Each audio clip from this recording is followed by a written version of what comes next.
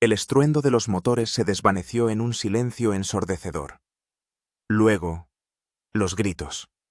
Abrí los ojos, y la realidad me golpeó como una ola de agua helada. Nuestro avión se había estrellado en el océano, cerca de una isla cualquiera. Yo, Verónica Streltsova, bióloga marina de 37 años, debía volar con mis colegas a una conferencia internacional en Singapur. Ahora, chapoteaba en el agua entre los restos del avión, intentando asimilar lo sucedido. A mi alrededor flotaban maletas, trozos de asientos y... gente. Mujeres. Solo mujeres. La parte masculina de nuestra delegación científica viajaba en otro vuelo debido a la sobreventa de billetes. ¿El destino? ¿Una casualidad? Entonces pareció una simple inconveniencia. Ahora era el punto de inflexión de nuestra historia. «¡Nadad hacia la orilla!», gritó Zarina, nuestra física teórica de Kazajistán. «La isla está justo enfrente». Miré a mi alrededor. El agua estaba sorprendentemente tibia, pero las olas tiraban implacablemente hacia abajo. La pesadez en mis piernas se intensificaba con cada brazada. La orilla parecía cercana e inalcanzable a la vez. Estaba a unos 300 metros, pero cada metro era una lucha. «¡Ayuda!», oí un grito a mi derecha. Al girarme, vi a Margarita, nuestra ecologista de San Petersburgo. Se ahogaba, intentando mantenerse a flote. Sin dudarlo, nadé hacia ella. La agarré de la mano y tiré de ella. «Agárrate a mí, Rita. Saldremos de esta». Por el rabillo del ojo, vi cómo otras mujeres también se ayudaban mutuamente. Mila, nuestra meteoróloga, arrastraba a 2 personas a pesar de su baja estatura. Ingrid, una oceanógrafa sueca, agarró una maleta que flotaba cerca y la usó como balsa para Sofía, nuestra paleontóloga, que parecía tener un brazo lesionado. La orilla se acercaba con exasperante lentitud. Finalmente, mis pies tocaron el fondo arenoso. Junto con Margarita, nos arrastramos hasta la playa y nos desplomamos sobre la arena, jadeando. A nuestro alrededor, las demás mujeres salían del agua una tras otra. Algunas lloraban, otras tosían, escupiendo agua salada, otras simplemente miraban en silencio al horizonte, donde los últimos restos visibles de nuestro avión se hundían lentamente en el agua. Intenté calcular cuántas habíamos sobrevivido. 23 mujeres, de las 45 pasajeras. No se sabía nada de la tripulación. «Tenemos que comprobar si hay heridos», dije, poniéndome de pie. Mis conocimientos médicos eran básicos, pero eran mejor que nada. «Sofía parece tener un brazo roto», respondió Ingrid, ayudando a la paleontóloga a acomodarse a la sombra de una palmera. «Estoy bien», graznó Margarita a mi lado. «Solo he tragado agua». Pasamos las siguientes 2 horas evaluando la situación. Afortunadamente, no había heridas graves.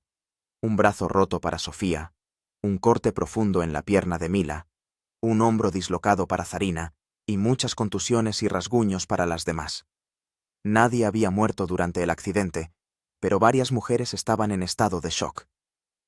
«Necesitamos encontrar agua dulce y algún tipo de refugio», dijo Elena, nuestra botánica de Vladivostok.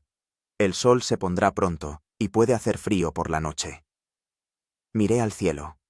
Efectivamente, el sol ya se estaba acercando al horizonte. No nos quedaban más de 3 horas de luz. «Dividámonos», propuse. «Un grupo se quedará aquí con los heridos y recogerá todo lo útil que haya llegado a la orilla. El otro grupo irá a explorar la isla». Nadie se opuso. Parecía que, en una situación crítica, todo el mundo buscaba instintivamente un líder, y sin querer tomé ese papel. Elegí a 5 mujeres para la expedición. Elena, la botánica, Zarina, la física, a pesar de su hombro dislocado, insistió en ir. Nora, la geóloga, Yasmín, la antropóloga, y Vera, la ingeniera. El resto se quedó en la playa bajo la dirección de Ingrid. Avanzamos a lo largo de la costa, examinando cuidadosamente la jungla que comenzaba a unas decenas de metros del agua. Después de media hora de caminata, encontramos un pequeño arroyo que desembocaba en el océano. «El agua es dulce», dijo Elena, probándola, «pero es mejor hervirla antes de beberla. Si encontramos algo para encender fuego», comentó Vera con sentido práctico. Continuamos el camino, siguiendo el arroyo hacia el interior de la isla. La jungla se estaba volviendo cada vez más densa, pero notamos que la vegetación no era tan espesa como cabría esperar. Era más bien un bosque tropical que una jungla impenetrable de verdad. «Mirad», exclamó de repente Nora, señalando hacia adelante. Ante nosotros se abrió una pequeña explanada en la que se alzaban las ruinas de algún tipo de estructura. Paredes de piedra gris, parcialmente derruidas, cubiertas de musgo y lianas. «Parece un búnker de la Segunda Guerra Mundial», dijo Vera, examinando la construcción. «Japón controlaba muchas islas en esta región». «O una estación de investigación», sugirió Sarina. «En cualquier caso, podría servir como un buen refugio». Entramos con cautela. La estructura era más grande de lo que parecía desde fuera. 4 habitaciones conectadas por un pasillo. El techo se había derrumbado parcialmente, pero la mayor parte de las habitaciones permanecían secas. «Aquí podemos instalarnos», dije, mirando a mi alrededor. «Al menos, por ahora». «Tenemos que volver con las demás antes de que oscurezca», recordó Yasmín, mirando el cielo que se oscurecía a través de un agujero en el techo. Nos apresuramos a regresar, memorizando el camino. En el trayecto, Elena señalaba plantas y frutos comestibles que podríamos recolectar más tarde. Cuando volvimos a la playa, las demás mujeres ya habían reunido una cantidad impresionante de objetos útiles arrojados por el mar. Varias maletas con ropa, 3 botellas de agua potable, un botiquín, algunos paquetes de frutos secos y chocolatinas del avión, un par de cajas de zapatos que podríamos usar para almacenar cosas e incluso un chaleco salvavidas que podría servir de almohada para los heridos. «Hemos encontrado un refugio y agua potable», anuncié, y el alivio se dibujó en los rostros de las mujeres. «¿Y los equipos de rescate?», preguntó Kira, una joven estudiante de doctorado. «¿Alguien ha visto aviones o barcos?». Todas negaron con la cabeza. La realidad comenzaba a calar hondo. Estábamos atrapadas en esa isla y nadie sabía cuánto tiempo tendríamos que permanecer allí. «Lo principal ahora es sobrevivir a la noche», dije con firmeza. «Mañana podremos evaluar mejor la situación y pensar en hogueras de señales u otras formas de llamar la atención». Con los últimos rayos de sol, trasladamos nuestras escasas pertenencias y a los heridos al búnker. El trayecto nos llevó alrededor de 1 hora, y cuando llegamos al lugar, ya había oscurecido. La noche era cálida, pero aún así nos acurrucamos unas contra otras, tratando de calentarnos y encontrar consuelo en la cercanía de los demás. Yo no podía conciliar el sueño. Mis pensamientos giraban en torno a una única pregunta. ¿Cuánto tiempo tendríamos que quedarnos aquí? ¿Y seremos capaces de sobrevivir? La mañana del segundo día comenzó con un inventario. Recorrimos cuidadosamente todos los recursos disponibles.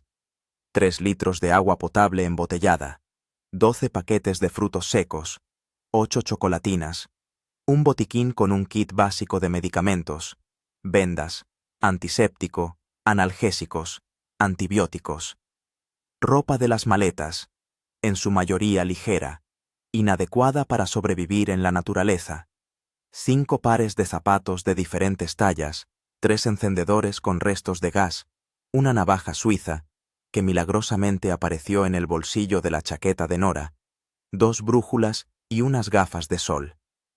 «No es mucho», suspiró Vera, nuestra ingeniera. «Esto nos durará como máximo un par de días». «Eso significa que tenemos que aprender a conseguir comida y agua por nosotras mismas», respondí. «Elena, tú como botánica, ¿puedes identificar las plantas comestibles?». Elena asintió. «Ya he notado varias especies.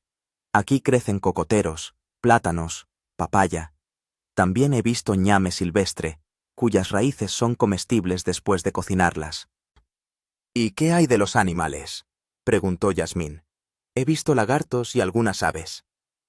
Sé cómo poner trampas sencillas, dijo Margarita inesperadamente. En mi infancia solía ir de caza con mi padre. Nos dividimos en varios grupos. Elena, con 3 ayudantes, se fue a recolectar plantas comestibles. Margarita, con Yasmín, y 2 mujeres más, se dedicaron a fabricar trampas para animales pequeños. Vera, con Zarina y Nora, se quedaron en el búnker para hacerlo más habitable. Ingrid, con Sofía y algunas mujeres más, regresaron a la playa en busca de nuevos objetos arrojados por el mar. Yo me llevé a Mila y a Kira, y nos fuimos a explorar la isla más a fondo.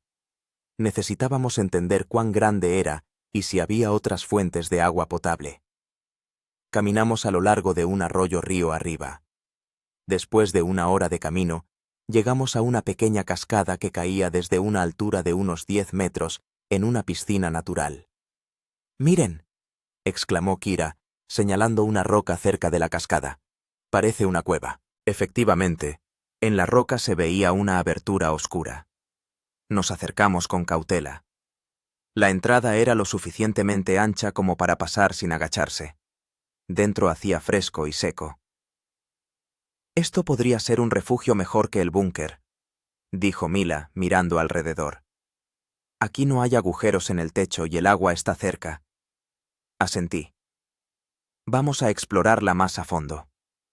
Encendimos uno de los encendedores y avanzamos con cautela hacia el interior de la cueva. No era muy grande, de unos 20 metros de profundidad, con varias ramificaciones. En una de ellas, descubrimos una pequeña colonia de murciélagos. «Pueden ser una fuente de enfermedades», advirtió Mila. «Mejor mantenerse alejados de ellos». Regresamos a la salida y nos sentamos al borde de la piscina, discutiendo nuestros hallazgos. «Si nos mudamos aquí, estaremos más lejos de la playa», señaló Kira. «Y es allí donde nos buscarán los equipos de rescate». «Podemos dividirnos», propuse. «Parte del grupo se quedará en el búnker, más cerca de la playa, y parte se mudará aquí. Así podremos controlar un territorio más grande y tener acceso a diferentes recursos». Decidimos regresar al búnker y discutirlo con todas. En el camino, vi huellas de algún animal grande en la tierra blanda junto al arroyo. «Jabalí o cerdo salvaje», supuso Mila, examinando las huellas. «Pueden ser peligrosos si se sienten amenazados». No eran las mejores noticias, pero, por otro lado, los animales grandes significaban una fuente potencial de alimento. Cuando regresamos al búnker, los demás grupos ya se habían reunido. Elena, con sus ayudantes, trajeron una cantidad impresionante de frutas y raíces comestibles. Margarita había instalado varias trampas, pero hasta ahora sin resultado. Ingrid y el grupo encontraron en la playa otra maleta con ropa y, lo que era más importante, un pequeño contenedor metálico con un equipo de emergencia. Bengalas, una brújula, aparejos de pesca y cerillas impermeables. «Esto debe de ser de la balsa salvavidas del avión», dijo Ingrid. «Pero no hemos encontrado la balsa en sí». Les conté lo de la cueva y propuse mi plan de separación. Tras un largo debate, llegamos a la conclusión de que era sensato. 12 mujeres, incluidas las más fuertes y sanas, se trasladarían a la cueva. 11, incluidas las heridas, se quedarían en el búnker. «Pero, ¿cómo nos mantendremos en contacto?», preguntó Sofía, ajustándose la improvisada venda del brazo. «Podríamos establecer un sistema de señales», propuso Zarina. «Por ejemplo, el humo de una hoguera de un color determinado podría significar peligro o un hallazgo. También podríamos establecer visitas regulares entre los grupos», añadí yo. «Cada mañana, alguien de un grupo visitará al otro». Así quedó acordado. Al atardecer del segundo día, nuestro pequeño colectivo femenino se había dividido en 2 grupos. Yo encabezaba el grupo de la cueva, mientras que Ingrid seguía siendo la líder en el búnker. La primera noche en la cueva transcurrió sorprendentemente tranquila. Encendimos una pequeña hoguera en la entrada, utilizando ramas secas y una de las cerillas impermeables. El calor del fuego y el murmullo de la cascada creaban una atmósfera casi acogedora. Casi. Al tercer día empezamos a acondicionar nuestros alojamientos temporales. En la cueva, hicimos lechos con ramas y hojas. Habilitamos un lugar para la hoguera donde cocinar la comida y organizamos un almacén para la fruta y las raíces que habíamos recolectado. En el búnker, el otro grupo tapó los agujeros del techo con hojas de palma y lianas, hizo puertas improvisadas con hojas grandes e instaló un sistema de recogida de agua de lluvia utilizando un trozo de lona que habían encontrado en la playa. Margarita revisó sus trampas y encontró en una de ellas un pequeño roedor, parecido a una rata. No era la opción más apetecible, pero no podíamos permitirnos ser quisquillosas. Bajo la dirección de Margarita, despellejamos al animal, ensartamos la carne en palos puntiagudos y la cocinamos en la hoguera. El sabor era extraño, pero bastante tolerable, sobre todo cuando Elena añadió unas hierbas que había encontrado. Al atardecer del tercer día quedó claro que tendríamos que quedarnos en la isla más tiempo del que habíamos esperado. No había señales de aviones o barcos de búsqueda. Nuestras hogueras de señales en la playa ardían día y noche, pero nadie respondía. Tal vez nos hayamos desviado más de lo que pensamos, dijo Zarina durante nuestro improvisado consejo junto a la hoguera. ¿O es posible que no se enviara ninguna señal de socorro antes del accidente? En cualquier caso, debemos estar preparadas para una estancia prolongada aquí, respondí. Esto significa que tenemos que tomarnos más en serio el asegurarnos comida, agua y refugio. Todas estuvieron de acuerdo. Empezamos a hacer planes para los próximos días.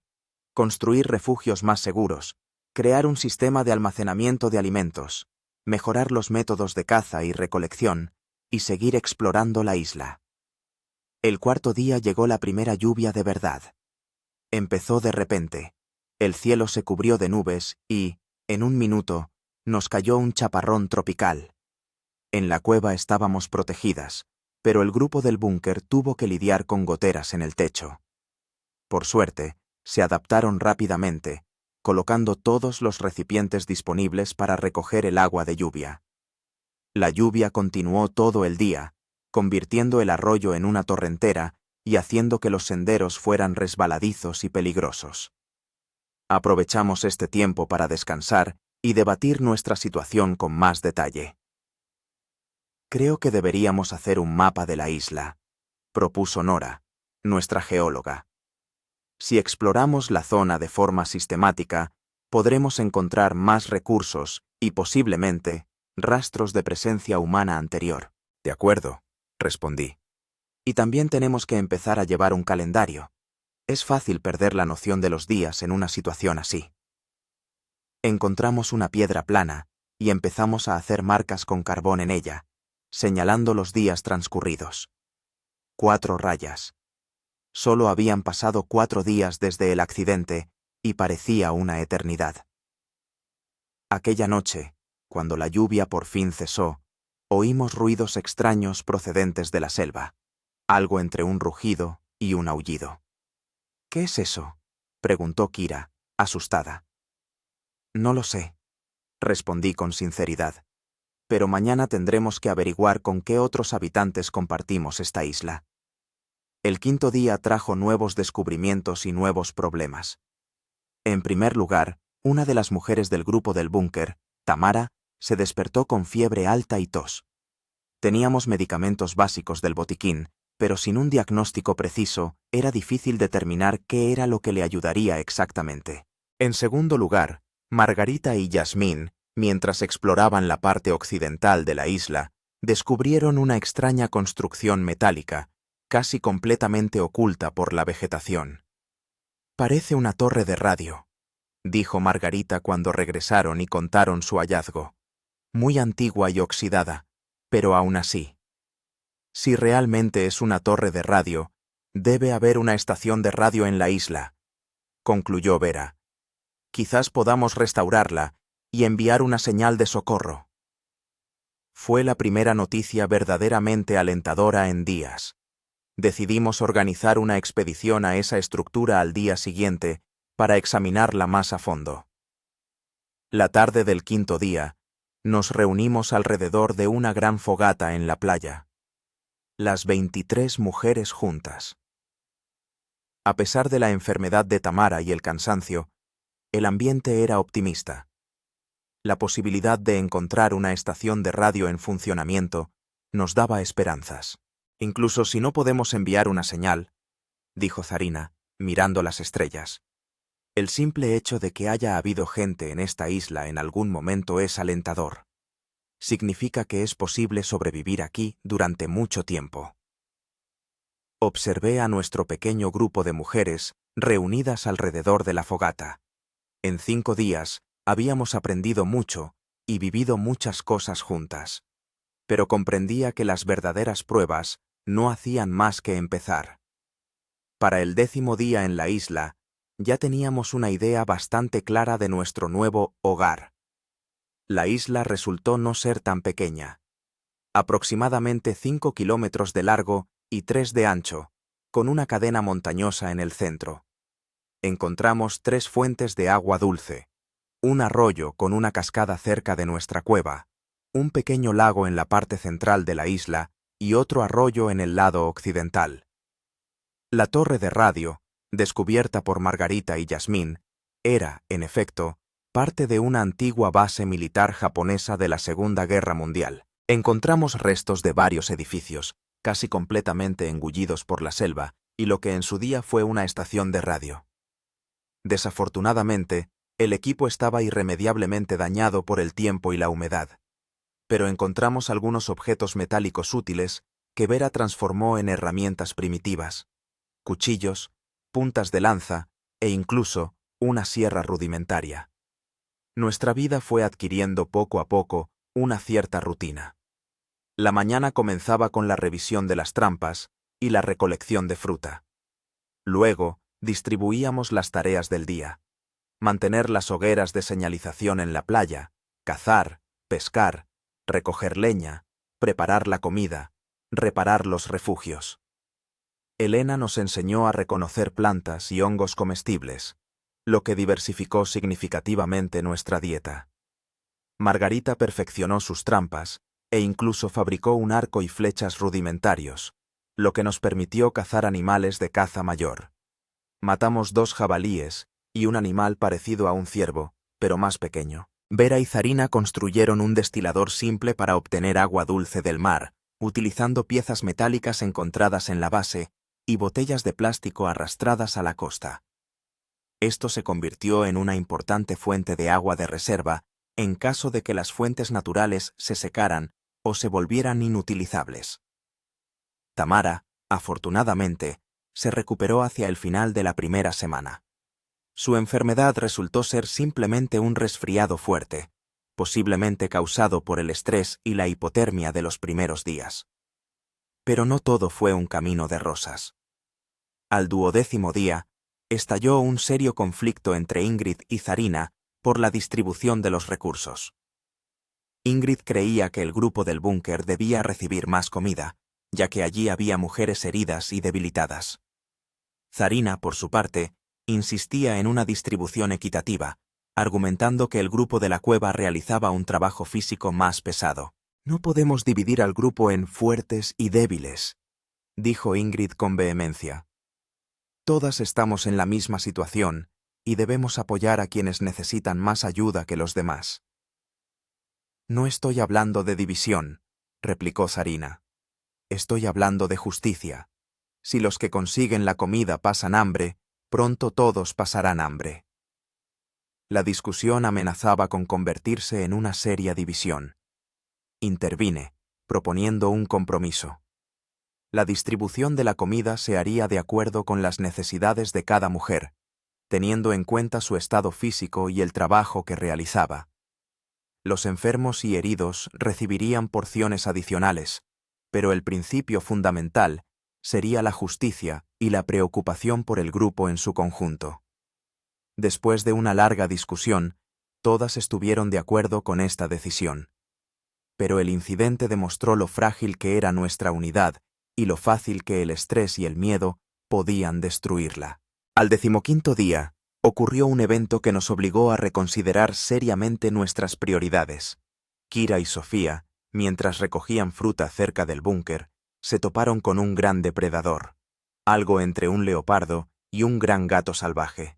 El animal atacó a Kira, hiriéndola gravemente en el hombro y la espalda. Sofía, a pesar de tener un brazo roto, logró ahuyentar a la bestia con fuertes gritos y agitando una rama encendida que había cogido de la fogata. Trasladamos a Kira, que estaba herida, al búnker, donde Mila y yo, utilizando medicamentos del botiquín, le curamos las heridas. Eran profundas, pero afortunadamente no habían afectado a órganos vitales. Sin embargo, el riesgo de infección era alto. Necesitamos reforzar las medidas de seguridad, dije en una reunión de emergencia después del incidente. Nadie debe andar solo, especialmente en zonas desconocidas de la isla, y necesitamos crear armas más eficaces para defendernos. Vera propuso hacer lanzas con puntas metálicas de las piezas encontradas en la base. Margarita se ofreció a enseñar a todos los que quisieran a disparar con arco. Sarina propuso instalar un sistema de alarma alrededor de nuestros campamentos, simples trampas con cascabeles que nos alertarían de la aproximación de animales grandes. Al 20º día, nuestra vida se había vuelto más organizada y segura. Mejoramos los refugios, creamos almacenes seguros para la comida, instalamos sistemas de recolección de agua de lluvia e incluso construimos hornos primitivos de piedra para cocinar de manera más eficiente. Pero el logro más importante fue el cambio en nuestra mentalidad. Dejamos de esperar un rescate inmediato y empezamos a planificar nuestra vida en la isla a largo plazo. Esto no significaba que abandonáramos la esperanza de ser rescatadas. Seguíamos manteniendo las hogueras de señales y revisábamos las playas con regularidad en busca de barcos que pasaran. Pero entendimos que debíamos estar preparadas para vivir aquí durante semanas, meses o incluso años. El día 25, reuní a todas las mujeres en un gran consejo junto a la hoguera en la playa. Era importante discutir nuestros planes y resolver algunos problemas que se estaban volviendo cada vez más acuciantes.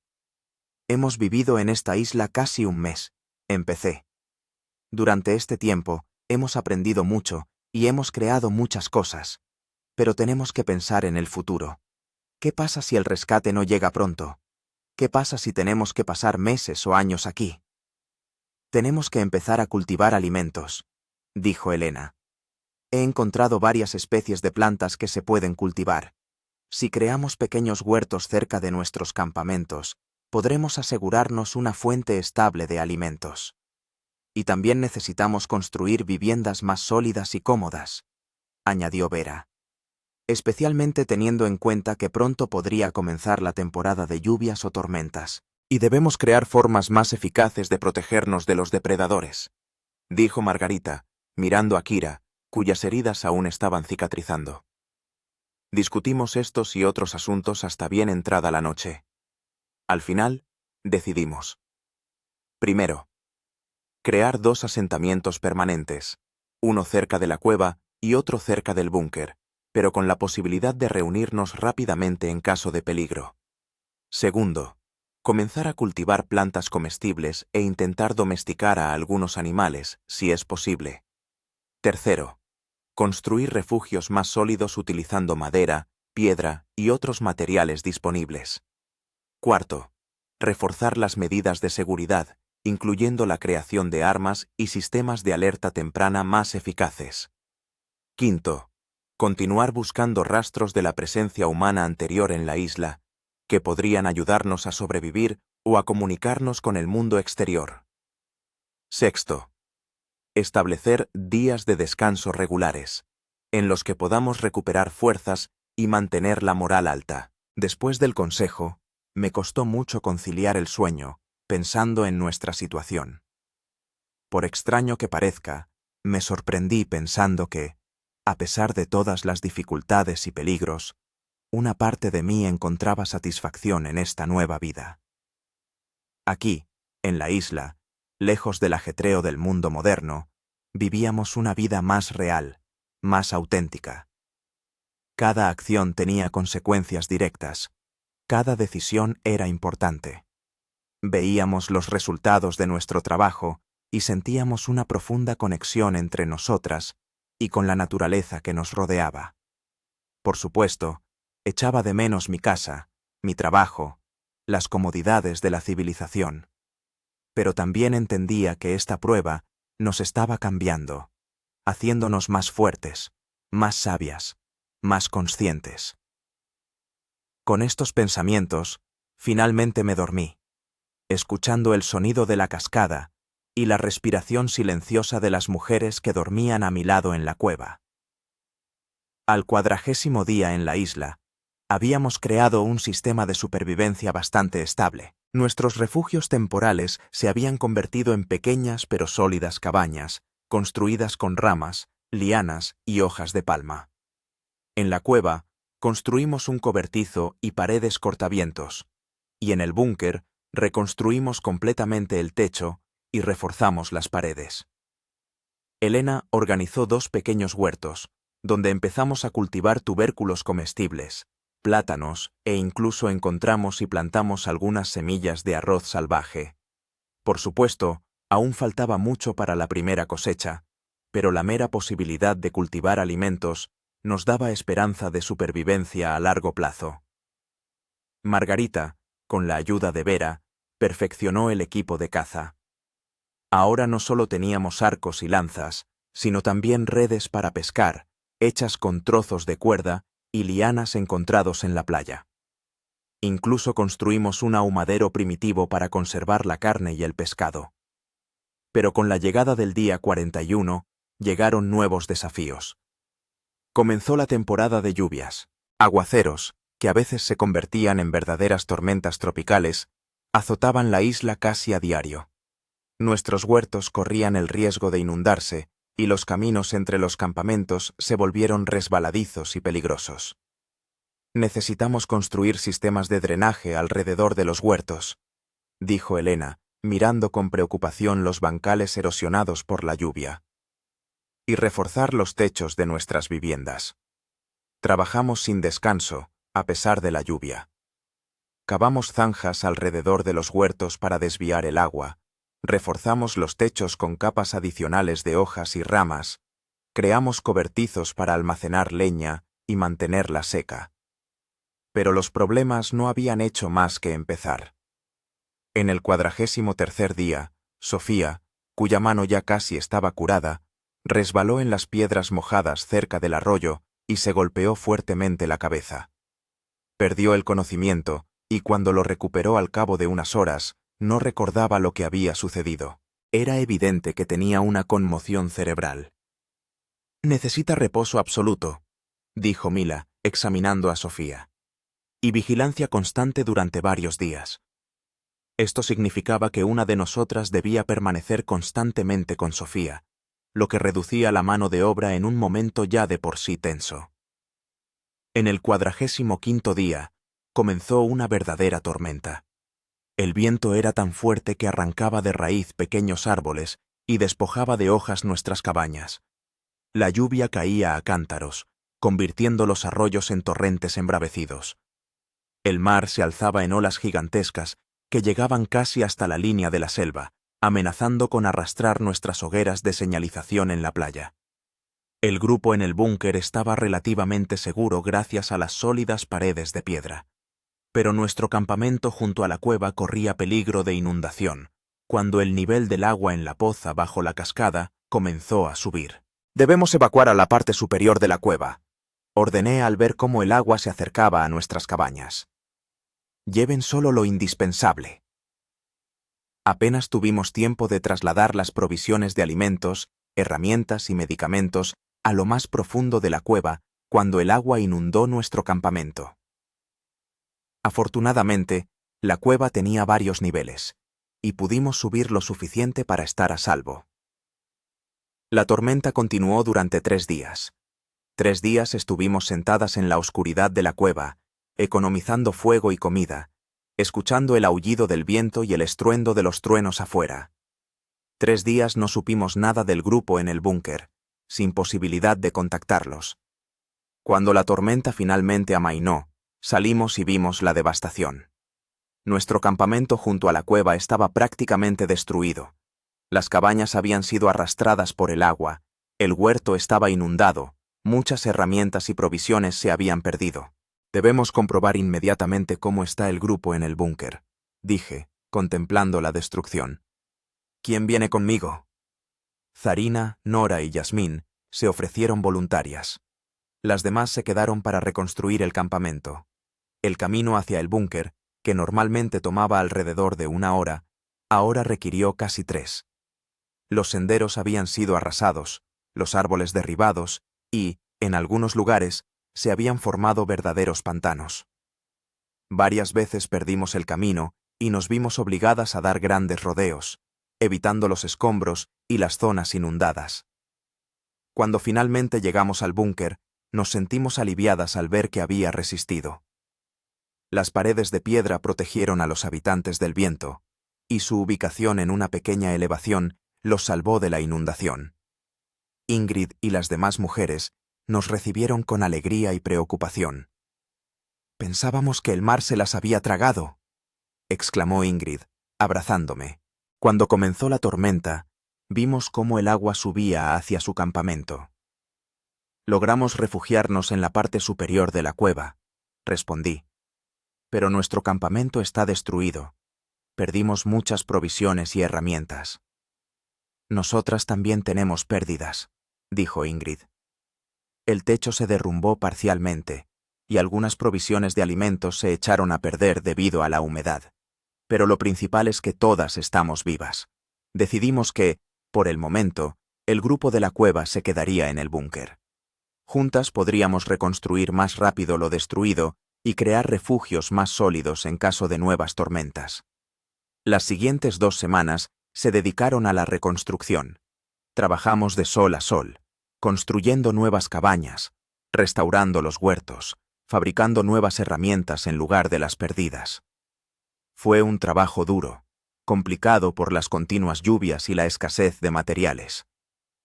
Pero también hubo una consecuencia positiva de la tormenta. Las fuertes olas arrastraron a la costa muchos objetos, probablemente de barcos hundidos, recipientes de plástico, trozos de metal, cuerdas, incluso algunas botellas con agua dulce y conservas. Fue un verdadero regalo del destino. Un hallazgo especialmente valioso fue una pequeña caja metálica que Ingrid y Mila encontraron en la playa occidental. Dentro había herramientas, un martillo, alicates, destornilladores, una sierra e incluso un pequeño hacha. Estas herramientas aceleraron significativamente el proceso de reconstrucción. Para el 60º día, habíamos creado nuevas viviendas más sólidas. En la cueva, construimos plataformas de madera en una elevación para protegernos de posibles inundaciones. En el búnker, construimos paredes adicionales de piedras y barro, y reforzamos el techo con troncos. Los huertos también fueron restaurados y ampliados. Elena descubrió que algunas plantas, a pesar de la inundación, no solo habían sobrevivido, sino que también habían comenzado a crecer más rápido gracias a la abundante humedad. Esto infundía esperanza para la futura cosecha. Pero no todos los problemas estaban resueltos. Las provisiones de alimentos se habían reducido significativamente debido a las pérdidas durante la tormenta. La caza se había vuelto menos exitosa. Los animales probablemente habían migrado a las partes más secas de la isla o más profundamente en la selva. Los peces también se habían alejado de la costa, y nuestras primitivas redes traían escasas capturas. «Necesitamos encontrar nuevas fuentes de alimentos», dijo Margarita en uno de nuestros consejos nocturnos. «O formas más eficientes de cazar y pescar. Tal vez valdría la pena explorar la parte central de la isla», propuso Nora. «Todavía no hemos estado allí, detrás de la cordillera. Quizás haya otros recursos allí». La idea era arriesgada. La parte central de la isla, con sus montañas y densa selva, parecía inhóspita y potencialmente peligrosa. Pero la necesidad nos obligaba a jugárnosla. Formamos una expedición de 5 personas: yo, Nora, Margarita, Zarina y Vera. Llevamos provisiones para 3 días, armas para defendernos, brújulas y mapas rudimentarios de la isla que habíamos confeccionado durante las últimas semanas. La expedición comenzó el día 62. Nos dirigimos al sureste desde la cueva, siguiendo la base de la cordillera. El camino fue difícil, vegetación espesa, pendientes resbaladizas, barrancos inesperados. Pero estábamos decididas. Al final del primer día, llegamos a un paso entre 2 picos montañosos. Desde allí se divisaba la parte sur de la isla, que aún no habíamos explorado. Vimos un extenso valle cubierto de selva y, lo más sorprendente de todo, un gran lago en el centro. ¡Agua!, exclamó Nora. Y, a juzgar por el color, dulce. Este descubrimiento nos animó. Acampamos en el paso, planeando descender al lago al día siguiente. La noche fue inquietante. Extraños sonidos llegaban desde la selva de abajo. Rugidos, aullidos, gritos de aves. Nos turnamos para hacer guardia junto a la hoguera, con las armas listas. Al amanecer comenzamos el descenso. La pendiente era empinada y peligrosa, pero avanzamos con cautela, ayudándonos unas a otras en los tramos especialmente difíciles. Hacia el mediodía llegamos al pie de la montaña y entramos en la selva, en dirección al lago. La vegetación aquí era diferente, más densa, más diversa. Elena estaría encantada con tal variedad botánica. Observamos varias especies de árboles frutales que no existían en la parte norte de la isla, e incluso encontramos piñas salvajes, un auténtico tesoro. Cuando nos acercamos al lago, vimos que sus orillas estaban repletas de vida. Aves, pequeños animales parecidos a conejos, incluso varias tortugas grandes tomaban el sol. «Esto es un paraíso para un cazador», susurró Margarita, agarrando con más fuerza su arco. Decidimos dividirnos. Margarita y Zarina fueron a cazar, Nora y Vera a explorar la orilla del lago en busca de recursos útiles, y yo me quedé a montar el campamento en un pequeño claro cerca del agua. Al anochecer, todas regresaron con la presa. Margarita y Zarina trajeron 2 aves grandes y 3 animales similares a conejos. Nora y Vera encontraron arcilla que podría ser útil para hacer utensilios y varias especies de raíces y bayas comestibles. Pero lo más interesante, dijo Vera mientras estábamos sentadas alrededor de la hoguera preparando la cena, es que hemos encontrado rastros de humanos. ¿Qué? Casi se me cae la rama en la que estaba asando la carne. ¿Estás segura? Absolutamente, asintió Vera. Son restos de una hoguera, bastante reciente. Y huellas en la tierra blanda cerca del agua.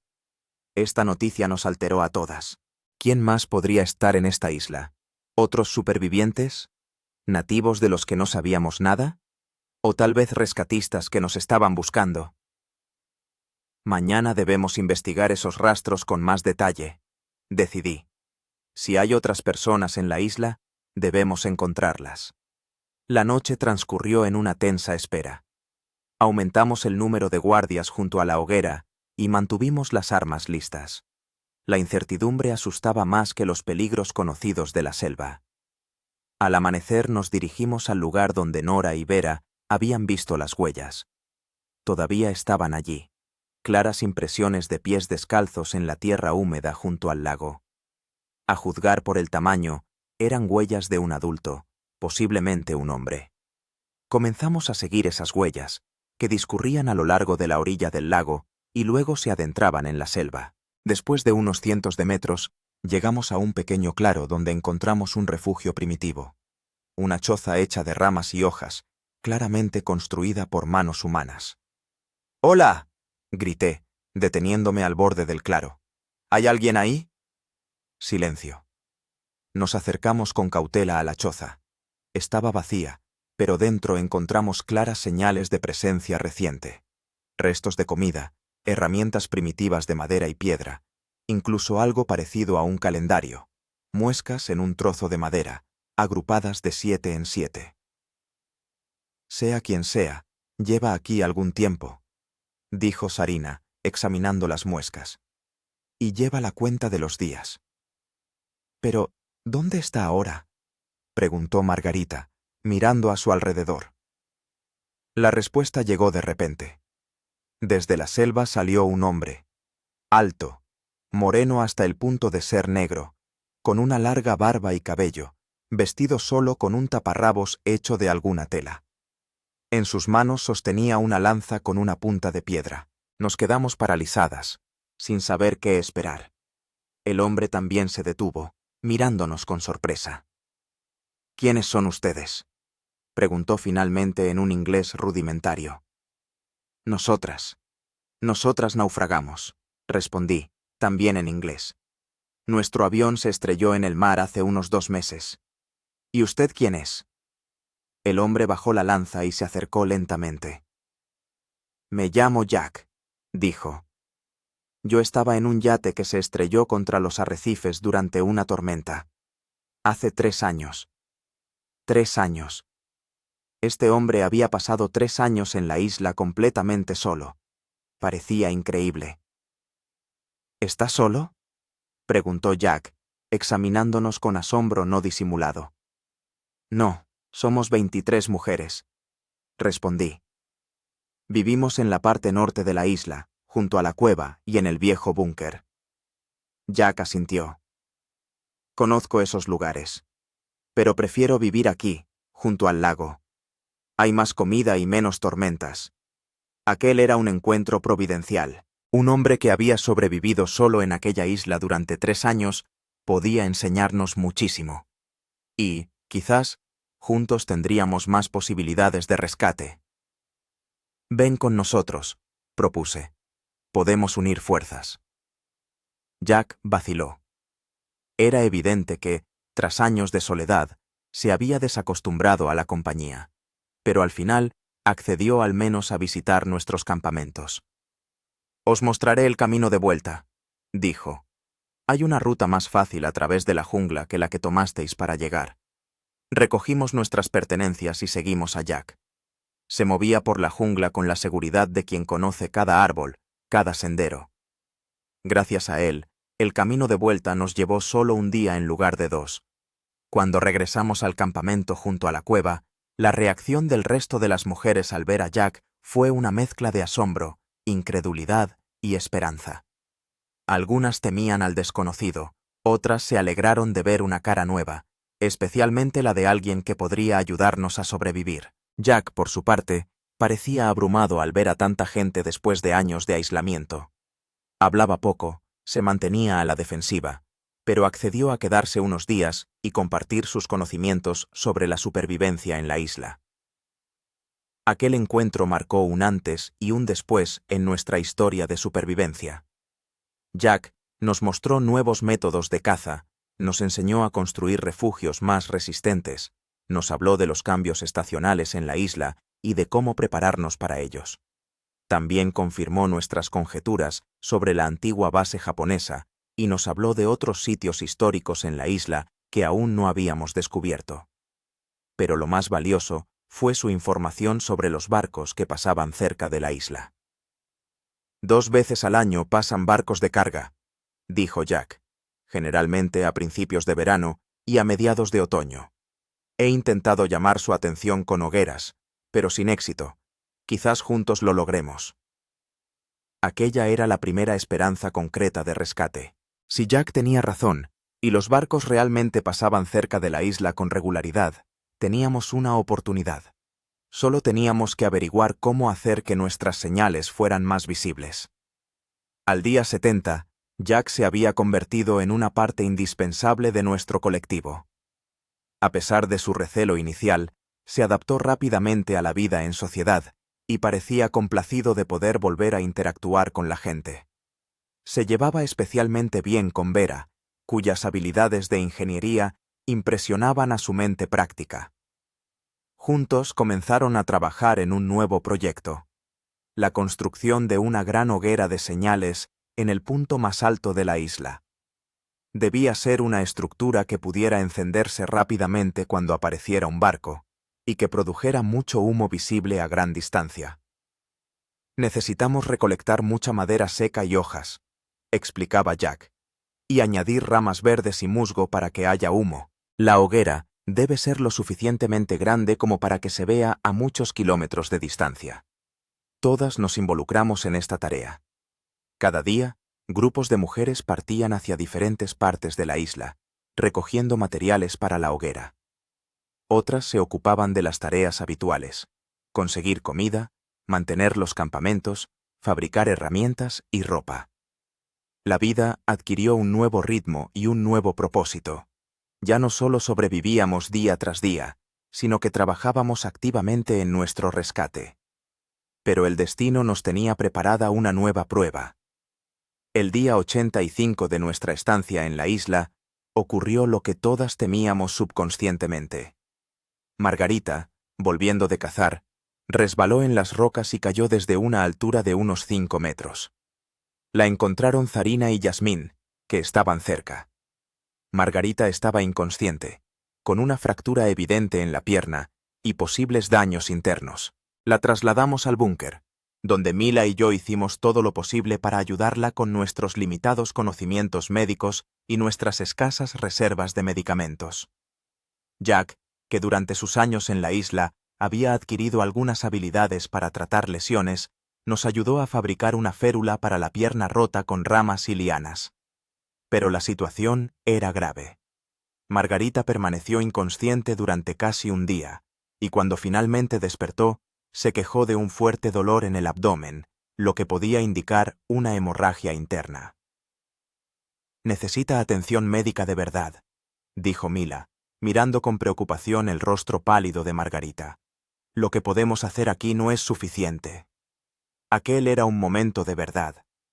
Todas entendíamos que, sin asistencia médica profesional, Margarita podía no sobrevivir. Pero, ¿cómo conseguirla en una isla deshabitada? «Tenemos que construir un bote», propuso Vera inesperadamente, «lo suficientemente grande como para salir a mar abierto y, quizás, llegar a las islas habitadas más cercanas o encontrarnos con algún barco que pase». La idea parecía descabellada. ¿Construir una embarcación marítima con nuestras primitivas herramientas? ¿Y quién la pilotaría?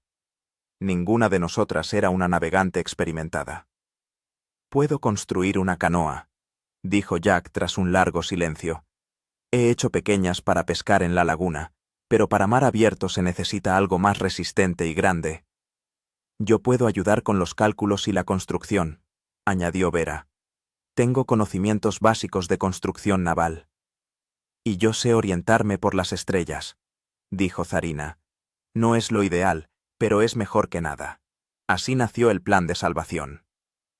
Decidimos construir un catamarán, 2 canoas unidas entre sí con una plataforma en medio. Esta estructura sería más estable en mar abierto y podría albergar provisiones de comida y agua para un viaje largo. El trabajo comenzó de inmediato. Jack eligió varios árboles adecuados que talamos con hachas y sierras improvisadas.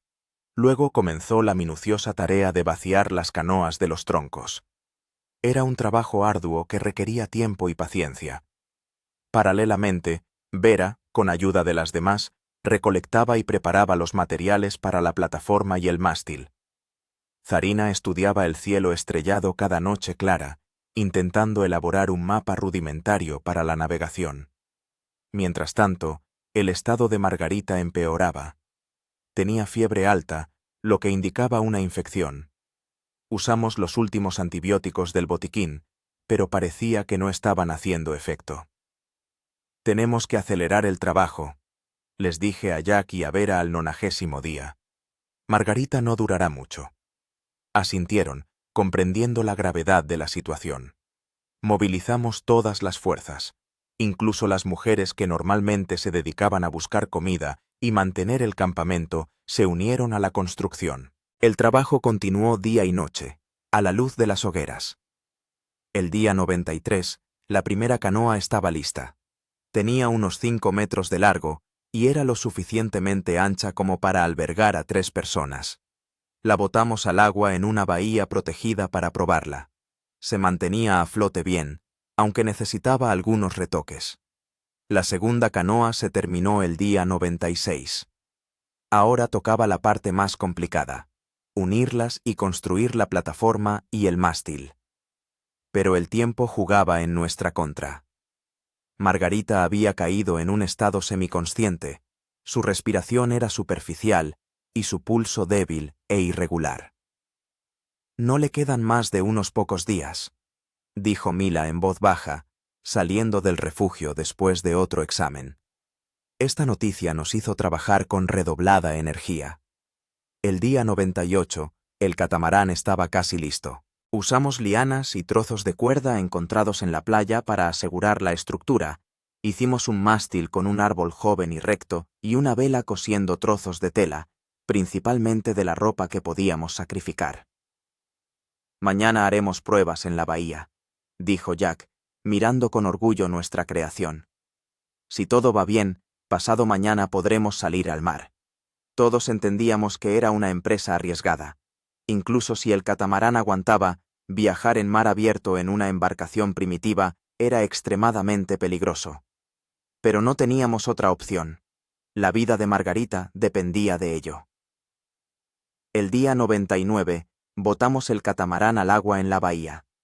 Jack, Vera y Zarina salieron al mar en él, comprobando la estabilidad y la maniobrabilidad. La embarcación se mantenía bien a flote, aunque no era tan manejable como nos gustaría. Aguantará, dijo Jack cuando regresaron. Pero tenemos que estar preparados para que el viaje dure al menos una semana, si tenemos suerte de encontrar un barco o una isla habitada.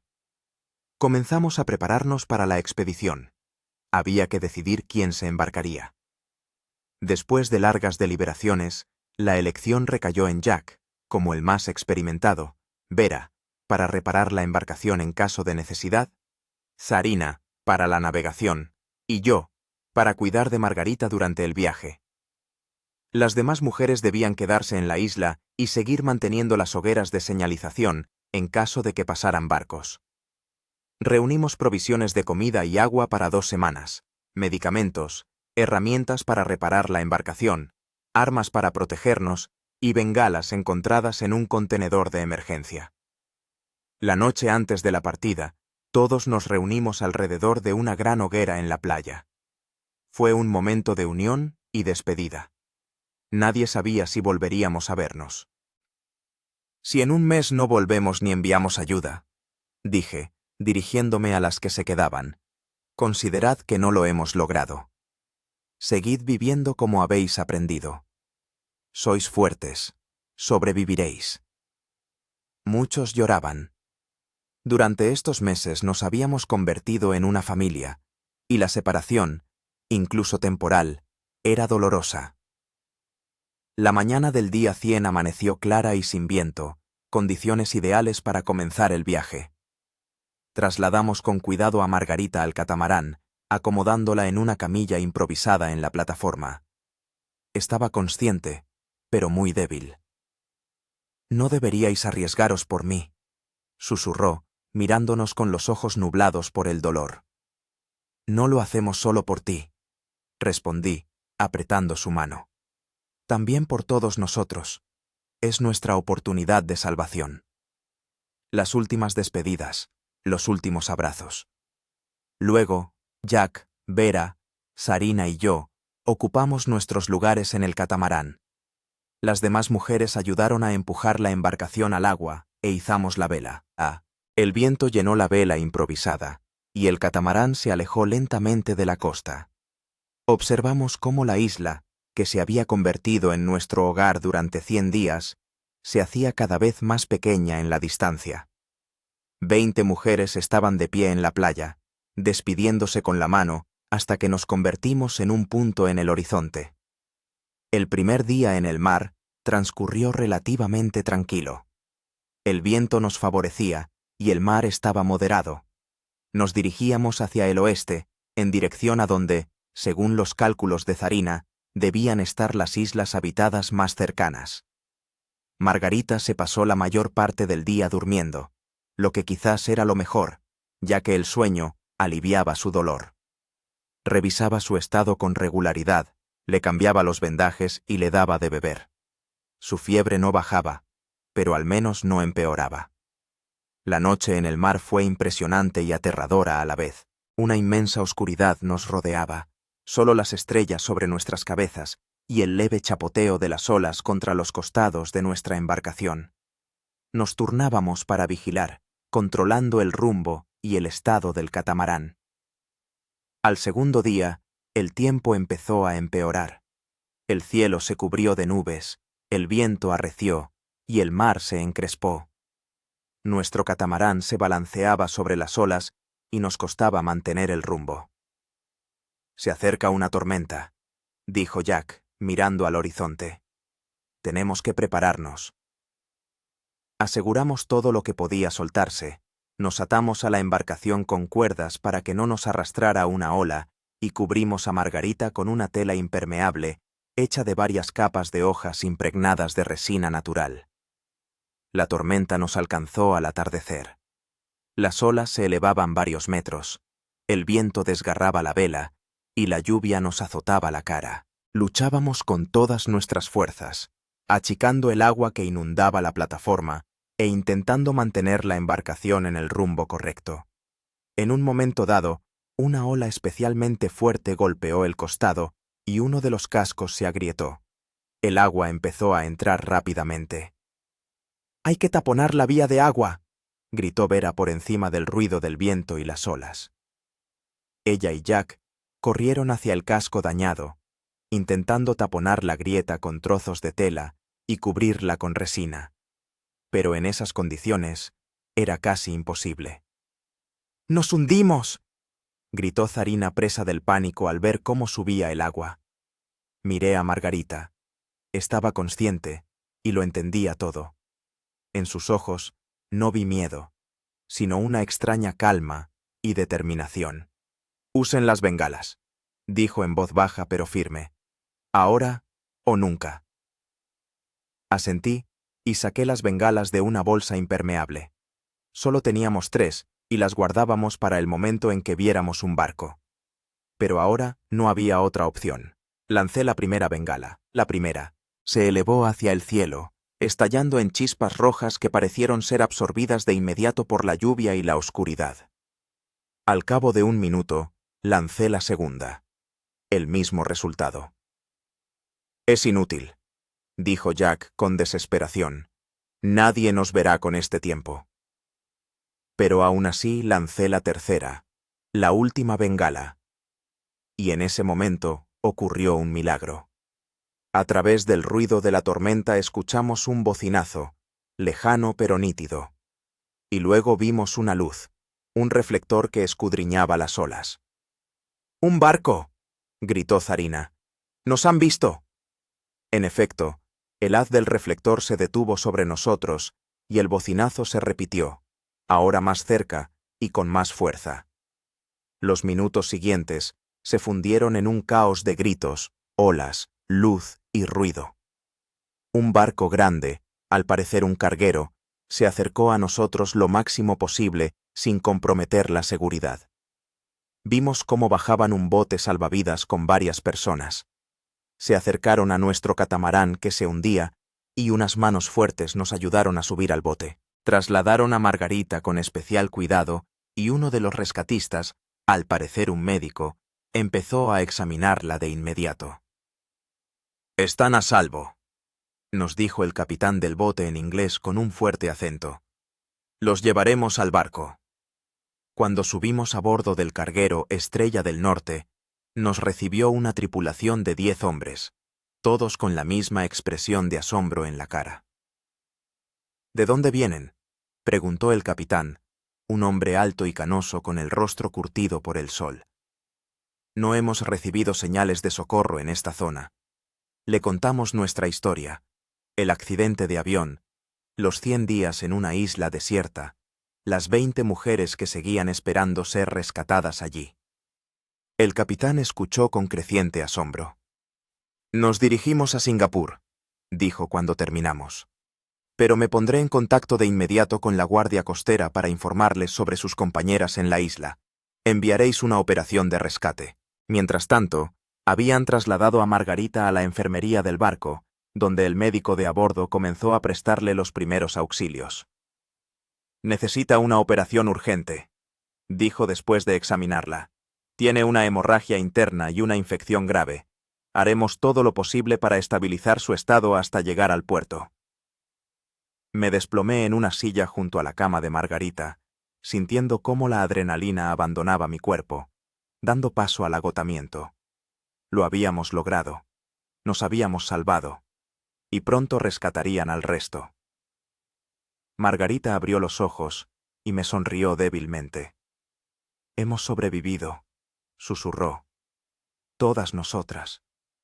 Asentí, incapaz de contener las lágrimas. Sí, Rita. Hemos sobrevivido. Pasamos los 3 días siguientes a bordo de la Estrella del Norte, asimilando lentamente que nuestra prueba llegaba a su fin. El capitán cumplió su palabra y se puso en contacto con la Guardia Costera, transmitiendo las coordenadas de la isla e información sobre las 20 mujeres que aún se encontraban allí. La operación de rescate ya ha comenzado, nos informó al segundo día. Los helicópteros de la Guardia Costera han despegado hacia la isla. Si el tiempo lo permite, tus amigas serán rescatadas en el plazo de un día. Esta noticia supuso un alivio inmenso. Aguardábamos con impaciencia la confirmación del rescate. Mientras tanto, Margarita permanecía bajo la constante supervisión del médico del barco.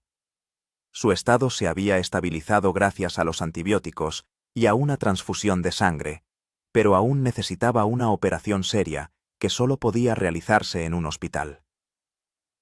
Es una mujer fuerte, me dijo el médico. Muchos no habrían resistido tantas heridas e infección durante tanto tiempo.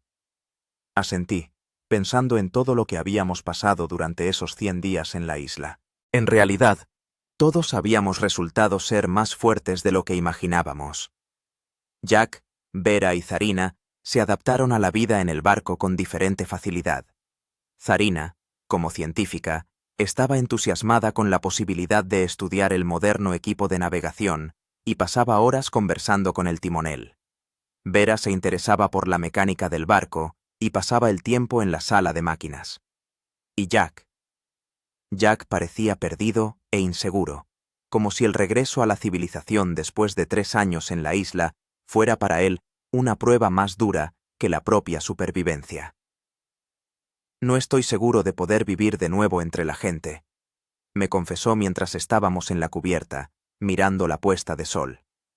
Me he acostumbrado demasiado a la soledad, a una vida sencilla donde cada acción tiene un sentido y unas consecuencias directas. No tienes por qué volver a tu vida anterior, respondí. Puedes encontrar tu propio camino, un punto intermedio entre la soledad absoluta y el bullicio de la ciudad. Jack asintió pensativo. Puede que tengas razón. En cualquier caso, agradezco al destino haberte conocido. Me habéis recordado lo que significa formar parte de algo más grande que uno mismo. Al tercer día recibimos la esperada noticia. Las 20 mujeres habían sido evacuadas con éxito de la isla y ya estaban de camino a Singapur.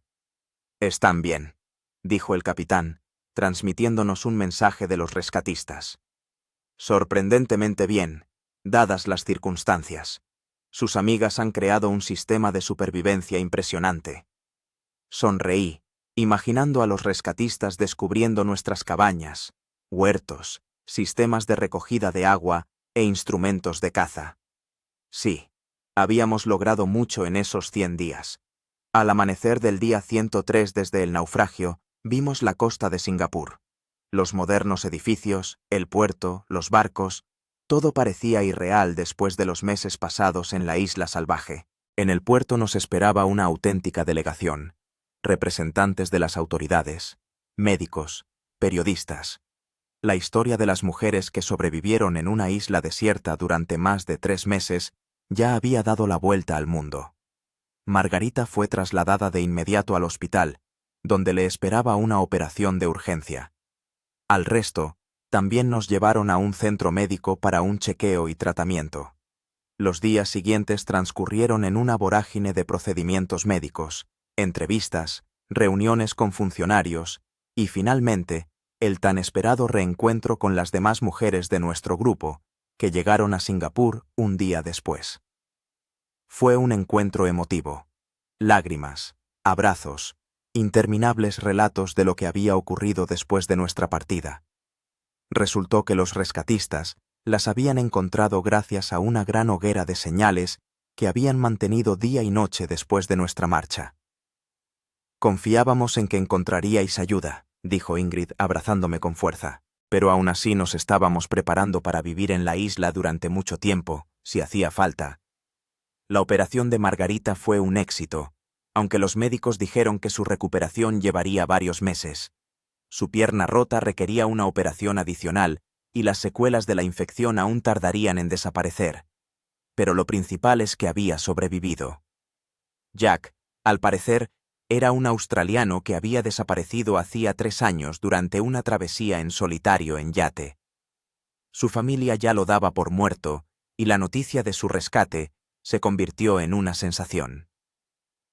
Su historia de supervivencia en solitario en la isla durante 3 años suscitó tanto interés como la nuestra. Una semana después del rescate, empezaron a enviarnos gradualmente a casa.